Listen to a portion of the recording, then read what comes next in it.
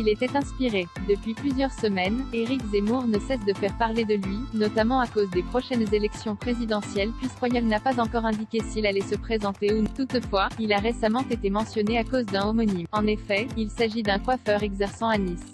Sur le plateau des grosses têtes ce jeudi 7 octobre, Laurent Ruquier a souhaité l'évoquer. Le salon de coiffure s'appelle Éric Zemmour. C'est marrant quand même, a-t-il d'abord lancé une explication qui a beaucoup amusé les chroniqueurs. La shampouineuse, c'est Marine Le Pen, a affirmé l'Undentereux. Il vous coupe des mèches d'Hainaut et il vous les colle en moustache, a précisé une autre. Face à l'humour de ses collègues, Laurent Ruquier n'a pas hésité à faire une petite blague à son tour. En tout cas, je peux vous dire qu'il vous dégage le front, a-t-il conclu, sous les rires du plateau. Une séquence qui a fait le 11 septembre dernier, Éric Zemmour était l'invité de On est en direct sur France 2. Venu faire la promotion de son nouveau livre, La France n'a pas dit son dernier mot, le polémiste a évoqué son éviction de CNews. Face à Laurent Ruquier, le ton n'est rapide. Comment vous savez qui j'invite à ma table le soir?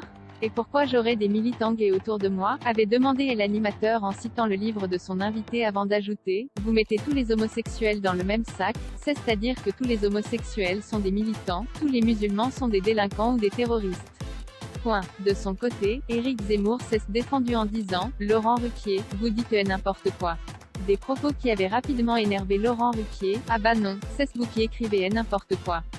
Moi, je ne fais que vous lire, avait-il conclu. Un échange tendu qui n'était pas passé inaperçu. Éric Zemmour, pourquoi fait-il autant parler de lui? Depuis plusieurs semaines, Éric Zemmour ne cesse de faire parler de lui. S'il refuse d'officialiser sa candidature pour les présidentielles de 2022, le polémiste a toutefois évoqué une série de mesures qu'il comptait mettre en place s'il est élu. L'une concerne les prénoms donnés aux enfants français puisqu'Oyol avait affirmé vouloir rétablir la loi de 1803, un Français n'aura pas le droit d'appeler son fils Mohamed, avait-il expliqué. Des propos qui ne cessent de faire parler et d'inspirer les personnalités mais aussi les journalistes lors d'interviews. En effet, nombreux sont ceux qui osent des blagues ou des commentaires le concernant.